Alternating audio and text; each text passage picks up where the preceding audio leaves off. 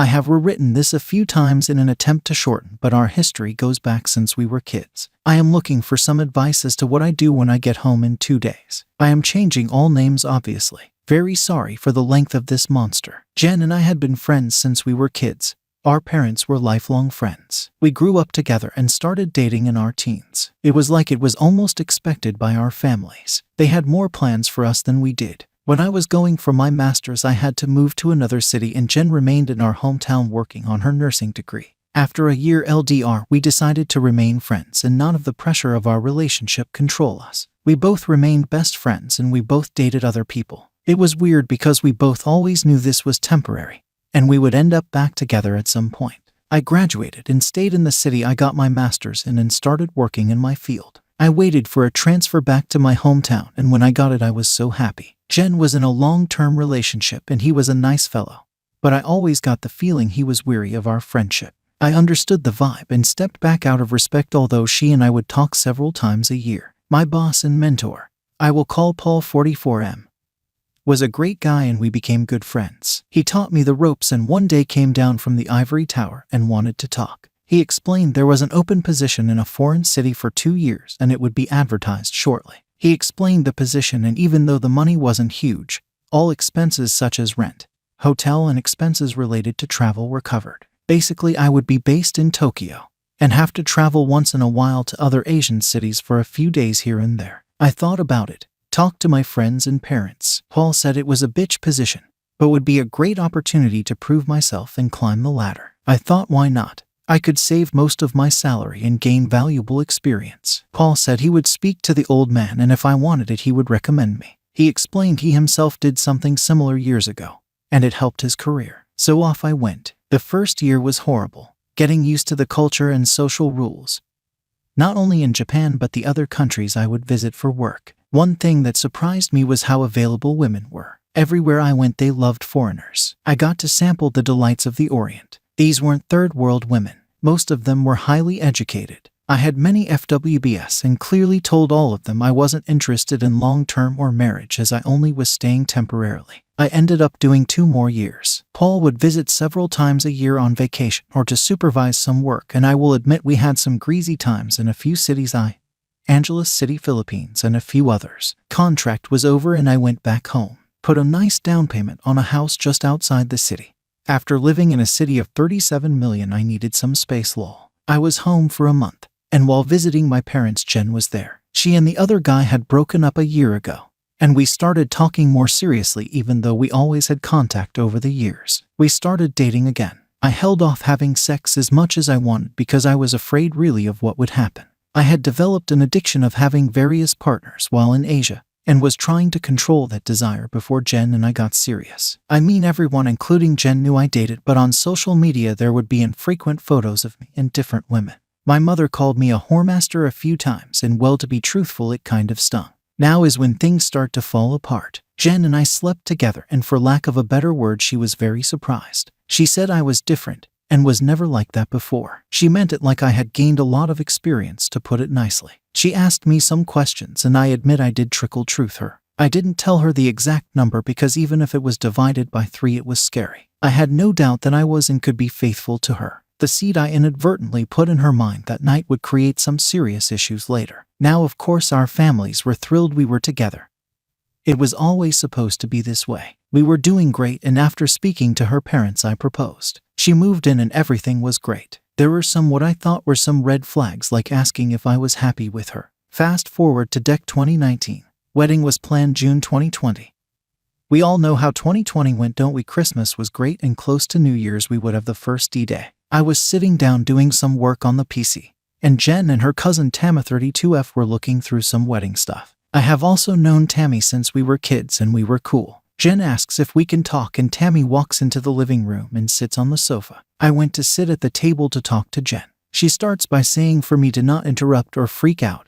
She wants to talk about something. She then explains our difference in the bedroom and says she believes I wouldn't be satisfied with her, and eventually I would cheat on her, and she didn't want our future children and relationship to be ruined if I stray. So here I was thinking, great, I am about to get dumped. Just as I am thinking things can't get worse, I hear the infomercial guy in my head, but wait, there's more. Jen asks me if I was willing to open the relationship so she could gain more experience and it would help her feel less insecure. She states I should not be worried as I am the only man she ever loved, and that's why none of her relationships had ever led to marriage. I did agree with her on that point as I felt the same. Now, of course, I think this is a joke and she is not serious at all. This really can't be happening, right? Since this was a year and a half ago, I will try my best to recall the main points. She says she will only be with random people and never with someone we know or work with. It won't happen with the same person twice and no emotional connection. I was like, WTF. When I realized she wasn't joking, I lost my breath. I didn't think it was possible for a heart to skip a beat and jump to the center of my throat. I am not an angry or violent person, but now I am yelling. I am starting to understand why Tammy stuck around close by. I yelled, Tammy, did you put her up to this? Tammy says she is just there to support Jen. Wow, thanks so much. So then Jen says I am free to do as I wish under the same rules, and I said no. I am so pissed at this point, and even writing this now I am raging. I then said I don't want one-night stands. I just want one person. She says who? I looked at Tammy and not in the eyes and said, I wanna FCK Tammy. Now I get a rise out of Jen, and Tammy wasn't expecting that, and she is a bit red in the face and now uncomfortable. Jen says no. She is family and someone we both know, and it is gross for me to even suggest it. I am now totally in bizarro world. Where the hell did this come from? We argued back and forth for a bit, and I told her if she does this, the relationship is over. I am totally against this and I love her, and we can work through everything together. But not this. I stormed off, grabbed my pillow and went to the guest room. I could hear them downstairs for a bit but couldn't hear what they were saying. It would have been a hilarious joke if it didn't last for an hour of conversation. I didn't sleep all night and was a bag of SHT at work the next day. Jen started 2 weeks of night shift that day, so at least we wouldn't be home together for that time and we could both cool down and revisit this later. Dinner would be in the fridge for me every day with an I love you note. She would text frequently, but I kept my answers short. Thursday night of the next week of her night shift, I go to the PC to work over some files and I notice an email notification on her account, and it's a hotel reservation for a good hotel that's close to my office. I know it well as I go often with co-workers. I am thinking she is supposed to be working, but maybe she wants to apologize and take me for a night out. The next morning I am waiting for her text or call to invite, but only asking me how my day was. Then she says she's so happy she only has to work one more night of the night shift. How does she have one more night in a hotel reservation? I was sick, stressing in my office. Started looking through some dating sites, especially profiles with no pics. I can't find anything.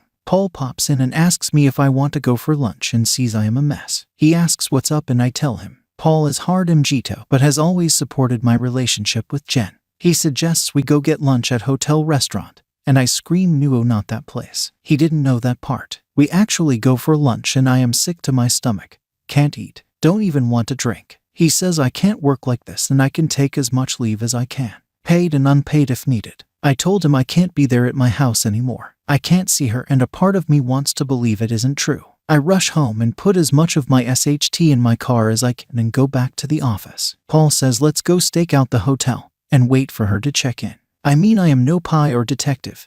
I am more like Inspector Clouseau. I was really resisting this, but I really had to know. So we go set up in the lounge bar and I start pounding them back and waiting, still hoping this wasn't real.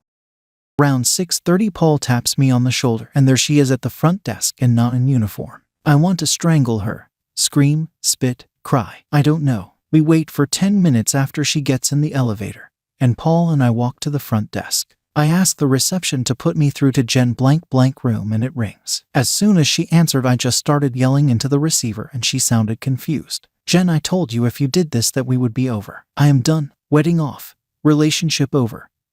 And I hung up and got my ass out of there. Now where to go? I went back to Paul's and now my phone is lighting up. The only person I called was my dad and explained in PG-rated terms what happened and I need to leave town for a bit. It wasn't a discussion and I feel bad for how I spoke to my old man. Phone didn't stop for 2 days. Everyone under the sun called me and I didn't answer. I didn't know what to do. The only way I could explain how I felt was like walking around underwater. Paul mentioned some financial things I should deal with to protect myself. I wasn't even thinking about that. The house, wedding, loans for the car. We kept separate accounts, and one for the wedding and one for house-related bills. I couldn't care less. The next day I emailed Jen and said this would be our last contact and I was leaving the city for a while. and the wedding and everything else was off. I called my dad back and spoke with him at length. And while he was crushed, he understood I needed time and space. He said he still hopes we could work it out. 10 days later, I boarded a plane and traveled to Bali. I never answered any of her or anyone's messages or emails. I don't know if she left the hotel that night or stayed. I didn't care. I eventually landed in Bali and climbed into a bottle for the next month and went offline with the exception of my dad and work. Didn't even care if I got fired. I wish I could say I enjoyed myself, but was mostly just drunk.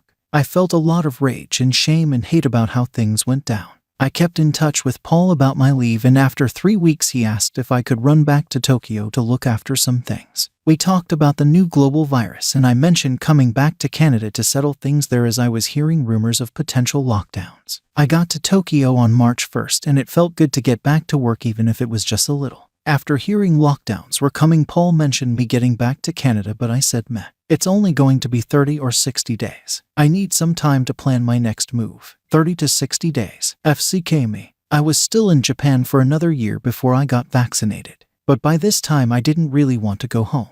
My house was rented out and I was talking to family but refused any info about Jen. On Sept 21 I received news my dad had a heart attack and was doing well but would need a triple bypass. This surgery is serious. Not as serious as it was 40 years ago, but I still want to see him, and just in case. I know when I get home it is going to turn into a SHT show, and I really don't want that. Just want to see my folks and thank Paul for all he has done for me, even as selfish as I was. But I know I am going to have to see her, and I have no idea how I am going to feel or think. I am so sorry for the length of this. Even still, I left a lot out. Any advice, tips, or insults would be appreciated. I am flying out in 4 hours and will land in about 24 hours.